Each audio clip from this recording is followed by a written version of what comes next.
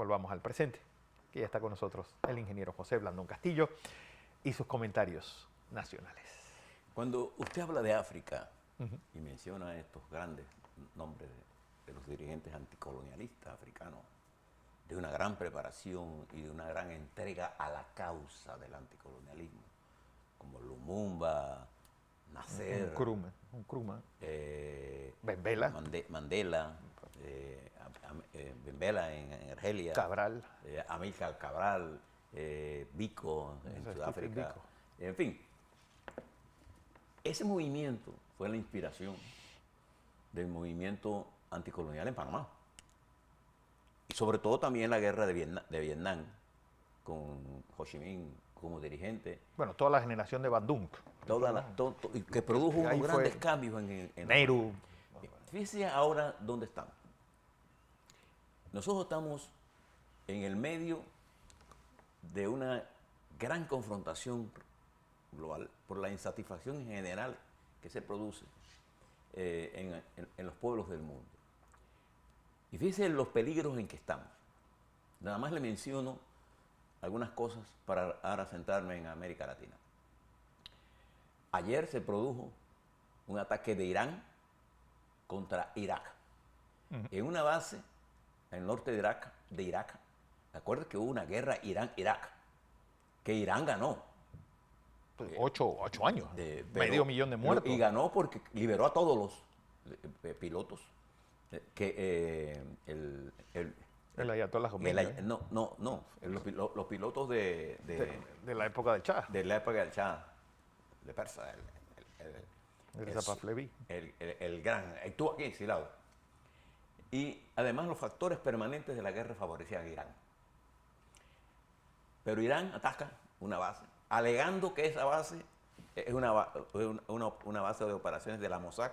La Mossad niega esto, Israel niega que esto sea así. Y lo niega Irak también, pero también simultáneamente atacan Irán a Siria.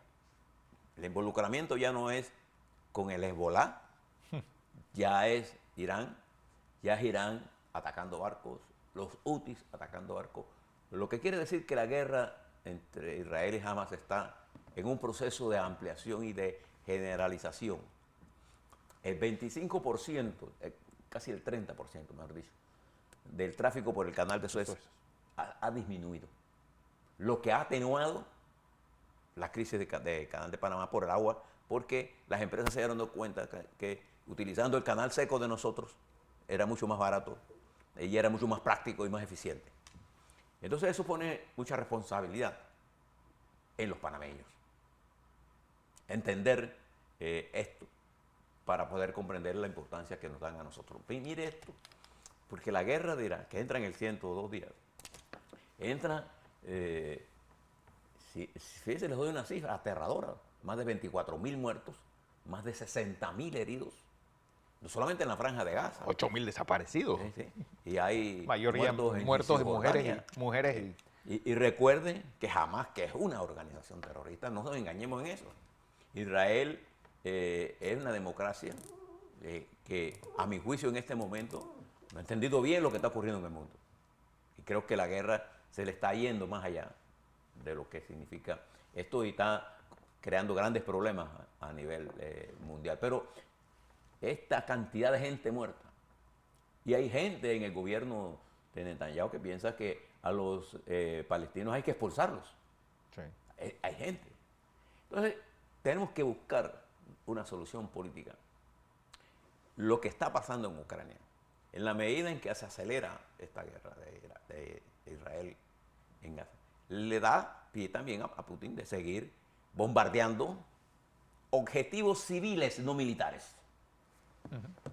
Y su preocupación, la de Putin, es el fortalecimiento de una OTAN, de una Europa más unida, que ayer discutía los ministros allá en Davos. Yo no sé si usted conoce Davos. Sí. No, eso es una... Bueno, pasé nada más, nunca me he quedado. No, porque además quedarse ahí pierde toda la respiración, el bolsillo, la cartera, bolsillo todo. Queda No porque se lo roben, sino porque eso cuesta muchísimo. ¿No?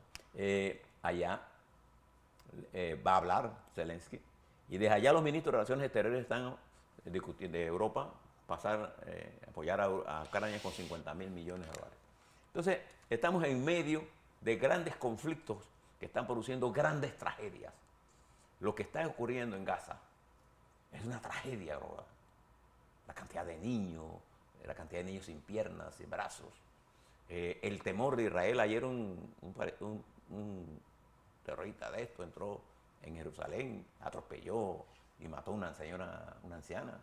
Entonces, la guerra es brutal. Entonces, la guerra hay que detenerla. Hay que buscar la paz. Ahora, le cuento esto porque en ese marco están ocurriendo cosas importantes. Los precios en Europa se están disparando nuevamente. Entonces, esto hace que nuestras cifras, las nuestras, del 23, y lo que arranca en el 24, sean explicadas correctamente. Nosotros en Panamá tenemos una baja inflación y tenemos una moneda fuerte.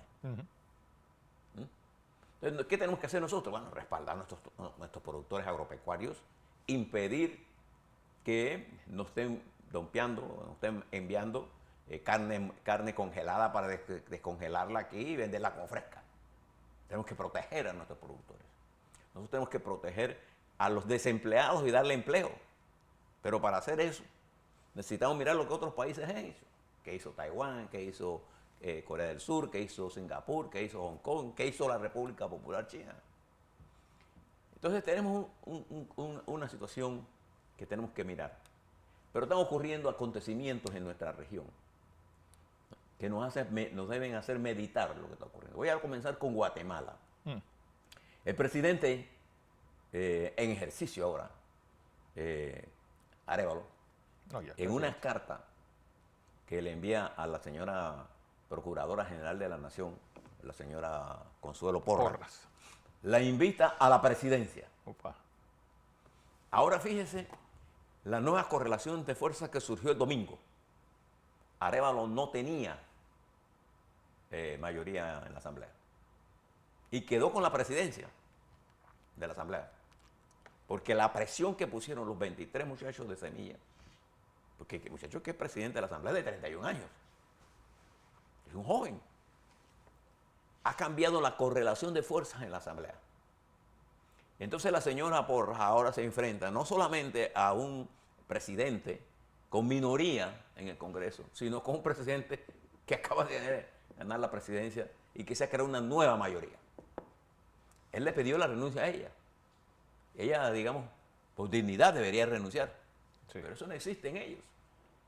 La oligarquía guatemalteca, que la integran pocas familias, Eso están en lineadura, porque hay también una presencia en Guatemala muy fuerte del narcotráfico, el crimen organizado.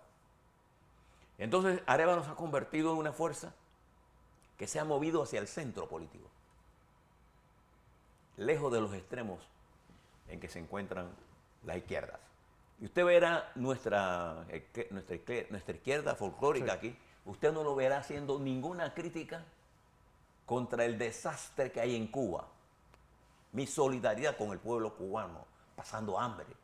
Y estos señores del Partido Comunista Cubano y de la estructura militar cubana siguen viviendo la vida de pachá, mientras el pueblo ha sido duramente condenado a medidas neoliberales de la más dureza que usted se puede imaginar. Que en cualquier país se hubieran puesto esas medidas y esto, el propio partido izquierda acaban con el país. Que queman carros y queman llantas. Pero aquí usted no ve nadie hablando hablo de los sectores de izquierda. Igual que pasa en Venezuela, el desastre de Maduro, en un discurso que después él habla antes de ayer, de un país que no existe, de un país quebrado por una rapiña. Por una rapiña que ha saltado el poder, que incluso le niega a María Corina Machado que está condenada por ellos, para que no corra porque le tienen miedo. Entonces, cuando uno exige el cumplimiento de las leyes, en nuestro país también, no solamente para Ricardo Martinelli, sino para todos los panameños, para los que son delfia y los que no son delfia, para los panameños comunes y corrientes, obreros, campesinos, intelectuales. Estamos teniendo el cumplimiento de la ley para todos. Y allá en Venezuela la ley es solo, mira este señor Saab, condenado en el mundo por todo lo que ha hecho, lo han puesto como jefe de las inversiones. De las inversiones. Le dieron el queso al ratón. ¿Ah? Fíjese usted las locuras que hacen esta gente. Y usted no ve a nadie criticando eso de los sectores estos llamados los progres. Mire las locuras del señor Ortega. Pero yo quiero detenerme en 3 cosas que han pasado en América en los últimos días. Uno, lo que pasó el domingo en Guatemala, en el cambio de correlación de fuerzas de un gobierno que llegó con minoría en la asamblea y terminó con la mayoría. El presidente de la asamblea es un muchacho de Semilla. Pero la oligarquía no ha renunciado. Ni tampoco el crimen, ni tampoco esto que yo llamo el ecosistema del crimen. No ha renunciado a seguir controlando Guatemala. Mire lo que está pasando con Noboa. El presidente Noboa llega al poder para gobernar 1 año y medio, sin el control de la Cámara. Y estos locos del ecosistema criminal arrancan para decir, aquí mandamos nosotros. Y se fugan de las cárceles los capos que controlan el Pacífico, controlan el crimen organizado, el narcotráfico interno y externo. Y no contaban que este joven, que pocos lo conocían, sí, ¿así?, tomó medidas que le han dado el control político del país. La Asamblea Nacional, incluyendo el propio Correa, copartícipe de muchas de las cosas que están ocurriendo hoy. Usted no ve que hay una campaña de condenar lo que hace él, porque dice que no está pensado nada más que los países que llevaron la guerra contra el narcotráfico perdieron la batalla. Eso no es cierto en realidad. Bueno, en Colombia la lucha contra los carteles de la droga produjo la eliminación de todos. El cartel de Medellín y de Cali, pero no se produjeron las reformas en Colombia. En Colombia, en Ecuador. El presidente está empujando. Que también hay que tomar en cuenta algo en Colombia. Es que los actores políticos, es decir, tanto los paramilitares como las guerrillas empezaron a hacer carteles de narcotráfico. Son, es decir, no olvidemos ese pequeño detalle. Y ellos fueron los que conquistaron el territorio en Ecuador. Exacto. Entonces, observe lo que está pasando en Milei, en Argentina. Durante los 4 años del gobierno del señor Fernández, los Fernández, la Central de Trabajadores de Argentina no llamó a una sola huelga. Ahora con Milei, al día 50, que por allá por el 20 y pico, están llamando a una huelga general. Sí. No le han dado espacio ni siquiera a que caminen las cosas, sino lo quieren tumbar antes de tiempo. Pero cuando los 4 años y todo el kirchnerismo, no se enteraban a los trabajadores. La situación de Argentina hoy no es responsabilidad de Milei. No, más tiene 2 meses, está en 1 mes y algo. Él tiene 30 días de estar en el poder. Sí. Es lo que está buscando una fórmula que tiene componentes importantes para poder tener estable Argentina. Y ha logrado algunos ajustes, pero ya se levanta una huelga general a 50 días del gobierno. Y una campaña que desde Telesur, desde RT, desde Cuba, de todos lados, están contra Milei, Ojo que ganó las elecciones. Ojo que es un caso muy similar al de Carlos Andrés Pérez. Sí. Carlos Andrés Pérez, el caracazo se da pues 2, 3 meses después de que él llega al poder. 15 días después de que llegó al poder. Él no tenía nada que ver con lo que estaba ocurriendo. Sí, bueno. Pero su propuesta era las reformas que había que hacer. Lo que pasa es que en ese momento los medios de comunicación se dejaron arrastrar a una condición que llevó a Chávez al poder. ¿Quién liberó a Chávez de la cárcel?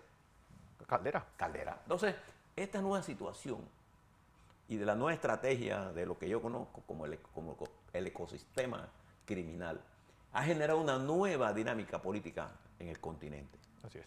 Y esa nueva dinámica, los panameños tenemos que prestar atención, porque China, con mucho más poder le está prestando atención porque China necesita de un acuerdo de convivencia pacífica. La necesitamos nosotros Todos también. necesitamos. Entonces creo que es importante meditar en las cosas que están Sí. ocurriendo. Así es.